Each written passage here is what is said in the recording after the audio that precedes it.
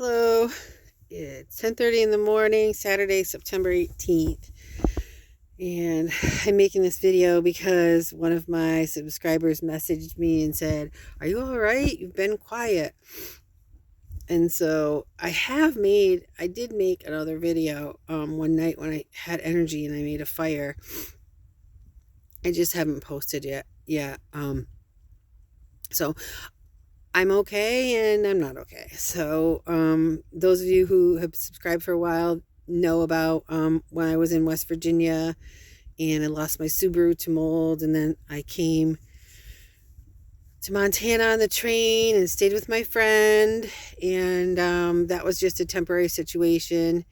And so I needed a vehicle fast, and I felt like God provided this miracle van. It's 20 years old, and it was only $700. So, it is what it is. It smelled a little like dusty to me when I bought it, but I wasn't sleeping in it. I was sleeping in a tent. So, I really wasn't in it very much. I mean, I would drive out to my camping spot and camp, and then I would go to town every couple days in it. So I wasn't spending an awful lot of time in it. Anyway, I'm going to show you a little bit about why I need a new van. So, see in the ceiling, see that there's like holes in the cloth all around, like where the vents are and stuff. So, that I know now is water damage. So basically, it didn't rain all summer in Montana. I mean, it was great. It was dry, it was warm. It was a little too warm sometimes, but when it did, we had like a 3-day stretch of rain. All of a sudden I started to notice a little drip, drip, drip over on that side, and I concluded that, in the roof of the van there must be a leak in one of the seams or something. I don't know. And another thing is, I can show you. So my front seat is covered in tinfoil. See it? And the reason for that is that I tried to buy a privacy shelter twice, and both times a pop-up one that I really like, Wolfwise. It doesn't have flame retardants on it. It only has waterproofing agents on it. So it only took about, I don't know, I want to say like a week in the sun to off gas, and then I felt fine in it. But it came from Kentucky and it had hell toxin on it, and I got it on my dress, and I sat in my seat. I got it on my seat, and I had to throw out a lot of clothes, and it's hell toxin's a nightmare. Anyway, since thank you, Krista Upton, for telling me about the tinfoil. Since I did that, it's gone down considerably. I haven't had to throw away any more clothes, thank God. And I haven't had a lot of the episodes of intense itching and icky bugs crawling on me type feeling. So that's a blessing. It's raining today. So we've had a dry stretch, which has been great. I stopped sleeping in the tent because of bear danger. And so now, being that it's raining today, it's rough because I'm stuck in the van, which, if it were a good van, it would be okay.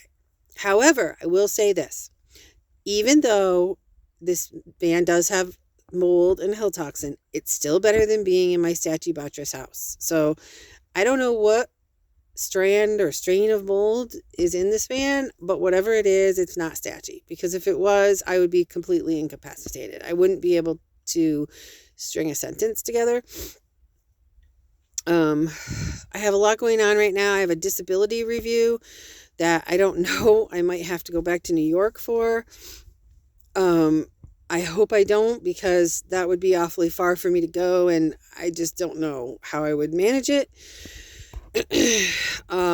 And I will just say that, yes, I've improved, but most of my symptoms that have improved have been like my mental clarity. And even that is not, I mean, I still have memory issues. I still have anxiety. I still have a lot of the issues that made me disabled to begin with, but I'm not bedridden. I mean, I had trouble walking. I'm going to say it was maybe 5 or 6 feet to the bathroom, and I had trouble doing that. Now I'm up to, well, on a good day, I can maybe walk the length of a football field. But, on a bad day, like today's a bad day because it's damp. And every time it's damp, my mold symptoms activate. And so that means that my joints ache, my hips ache, my knees ache, my shoulders ache. So, I'm definitely still disabled, I think. I'm hoping and praying that the government sees it that way too. Otherwise, I'm really in trouble.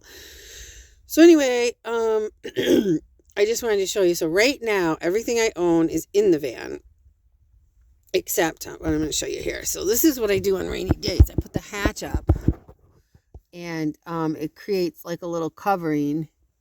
And then I have this little stand thing. It's like a stand stool from Alpine Mountaineering. It's really good. I really like this stool. And then I just put my little thing there because I just heated up some water for tea, because you can't imagine how comforting it is to have warm tea on a damp day like this, The other thing that's outside my van besides that is down by the river. Down in the river is my cooler. And in my cooler is just butter and coconut milk. And yeah, I'm taking a chance attracting bears. But it's just so much easier to put it in that river. And this is, I have to say about this river or brook, stream, whatever it is, this is the first river I've ever been able to be next to and not feel totally horrible. And my theory is that since it's a glacier river, so I don't know how many hours ago, maybe 10, 20 hours ago, that water right there was frozen ice. So it's pretty pristine water coming down, and it's very cold. So on my good days, I can go down. Now today, I'm not going down that hill because it's not much of an embankment, but still it's enough of an embankment that today I'm not going to do it. I just can't do it. But on a good day, I can go down there. I have to plan it. Like can maybe only make it down and back up about twice. And once I got down there and I couldn't make it back up, and I had to rest down there for a little while. So that was not fun. But anyway, still, I love this spot right here in the Kootenai National Forest because the oxygen is very clean, and I feel good here. So, I will say though, that yesterday I went to Eureka to get groceries, and I've been parking in a certain spot and getting free Wi-Fi, because that's essential for my mental health. I have to connect with people. I have to download things like Audible books or maybe videos from Amazon Prime, something to keep my mind occupied in the times when my body just can't do anything. Similar to when I was bedridden at home, I did a lot of, watching of TV. And I tend to watch the same things over and over, and I guess that's something that people with anxiety do because they know how it's going to turn out, so it's comforting to them. And yeah, so I do that. I mean, I'm rewatching Downton Abbey, whatever, and obviously I have to keep my phone charged, so I can only do so much of that. It's better on my battery to listen to Audible books because it doesn't take as much juice. So I've just asked for prayer that I have knowledge of God's will and the power to carry it out, because I'm not sure what God's will is. And that's one of the reasons I'm stalled here. Even though it's starting to get cold, there are some nights it's going down into the 30s. It's starting to get rainy. So now I don't know what I have to do yet. If I have to go back to New York, then I'm probably just going to sell this van and get rid of all this stuff and take a train there. And I would need a place to land. I would need a whole bunch of stuff. But if I don't have to go back to New York, if they'll do it over telemedicine or something like that, then I'm going to go south to where it's drier and warmer, obviously. And that terrifies me because the last time I left this place and went south, I ended up with all those hits, and I mean, the laundry chemicals make me feel suicidal, and it's frightening. You know what I mean? Like, I know it when it's happening. I say to myself, this is just an effect of the chemical. This is just an effect of the chemical. But still, it's pretty frightening. Like, sometimes I get almost like visions in my head. Not visions, but I don't know how to explain it. But it's scary. It's scary. And I don't want to put myself through that. If I had my way, I would erect a little log cabin right here on this spot or somewhere near here. Or some sort of like metal shed that I could live in. I mean, that would be ideal. But, or, find some sort of indoor housing that I can tolerate right here in Northwest Montana. But so far that hasn't happened. One thing that did happen though, I know you've heard me talk about root canals, and I had a root canal that was acting up terribly. It was throbbing constantly. I wanted to go to a biological dentist again, like I did in New York, but it was $4,000 and they didn't have an appointment till January. And finally, I just was suffering enough with it that I ended up going to this free clinic, and it was a Christian clinic at a church, and it was amazing. The people were so nice to me, and it was hard. I mean, he had to take the crown off, he had to cut my tooth, he had to pull it out in 3 pieces. I mean, it was like a rough surgery. I was in the chair for about 2 hours, and then left there and had to drive all the way back to Eureka, which is about an hour. And but here's the thing, my friend pointed out, I never would have had the strength to do that before. The last time I had to get that tooth pulled, I had to get my friend and my neighbor to drive me because I wasn't strong enough. And I'm not gonna lie, I was pretty woozy. My knees were kind of weak, and I just didn't feel good. I mean, obviously you get a tooth, oral surgery is what it was.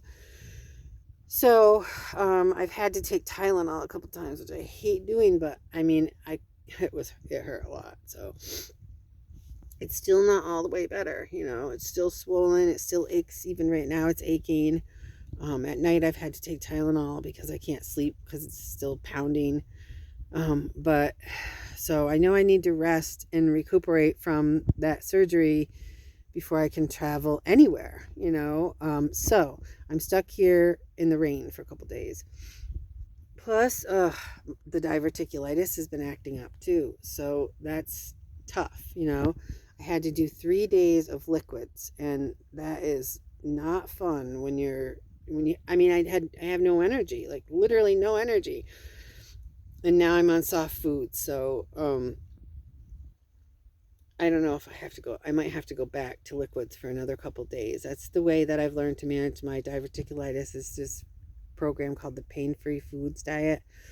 And I don't have any of the awesome tea that they sell right now. Rachel'sTea.com, if you have ulcerative colitis or diverticulitis or any of that. I mean, that has literally saved my colon, because they wanted to take my whole colon out and give me a bag. So, yeah, so yesterday it didn't rain, which was good, and I was able to go and get water. I try to keep, some water. That's 6 gallons of water, and I put it inside of a plastic container, in case any of the water bottles leak, because I don't want the carpet to get wet. And then, this is just how I organize the van, I mean, it's not a palace, but, it's doable. And my Thermarest mattress is leaking, darn it. So I have to blow it up again every couple hours. So, but I have 2 sleeping bags now. I have a 0-degree sleeping bag, and then I have this little army green sleeping bag that my friend gave me. So I've been warm enough, but I do have a winter jacket. A friend of mine bought me a winter jacket. You know who you are, thank you, and mailed it to me. It is water resistant, so I had to off-gas it on the line, from the day I got it until yesterday. And then I folded it up and put it in a garbage bag and put it in a tote so that I could put it in the car, because I am still reacting to it.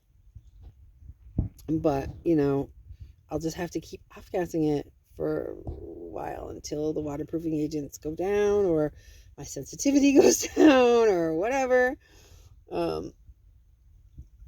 So that's the update. I'm, in a holding pattern here in Northwest Montana, until I figure out what I'm going to do next, So, I, I, I mean, the air is good here, but I still, when I go into town, I get exposures. So it takes me, a day or two for that to clear out after I get back from, town. And I'm talking about just like parking somewhere using the Wi-Fi on my phone, and I only can stay in town about 2 hours because there's laundry chemicals floating around. There's a laundromat there. Oh, and showering. I forgot to mention that. So I was showering outdoors here, and swimming in the lake. It's too cold to do that now. I met a friend here who will let me shower at her house, and so I do that every once in a while. But again, I get exposures when I go there. It's not horrible, but still I got to get in and get out. It's not like I can visit for 2 hours, And then there's a RV park here that has a shower, but the shower room is connected to a laundromat. So if I have to open the door and make sure nobody's in there, in the laundromat, or none of the laundry stuff is going. I have to run through, take my shower, and run back out. And even that, like yesterday, or when I got out of there, my face was a bright red, and I could feel my lips tingling just from running through, So, I don't know. It's tough. Don't get me wrong. It's tough, But here's how I get it through. I think about, there have been people who've been through way worse stuff than me, People who've been in concentration camps, people who've been imprisoned for their faith, people who've been, kidnapped and sex trafficked. You know what I mean? Like, these are the cheery things I think about. Like, it could be worse, Michelle. You could be in a concentration camp. But it's true, or you could be, a missionary, or in another country where it's not okay to be a Christian and they lock you up. So I don't know, I've been listening to Audible books about, people who've been through hard things, and people who've like survived in the wilderness and stuff like that, because it immediately brings me back to, no, Michelle, this isn't what you envisioned for yourself at 52 years old. I envisioned myself in my cute little house on the hill in Merrill, baking cookies and, having friends over and, having my kids come for holidays and stuff like that. And, that's not how it turned out. You know what I mean? But I have to just not focus on the past, not look behind, but continue to look forward and press towards the mark, towards the goal of the high calling of Jesus Christ on my life. Because there must be, there is a calling, even if it's just this, even if it's just making these videos and, testifying to what toxins can do to your body, it wasn't just one toxin that put me in this situation, but it was a compilation of different toxins over years, and I'm hoping and praying that I can get some healing and some relief and some return to society, at some point. Some kind of society, even if it's just one or two people that I can interact with and live with. And, I don't really, I don't really want to be a nomad forever,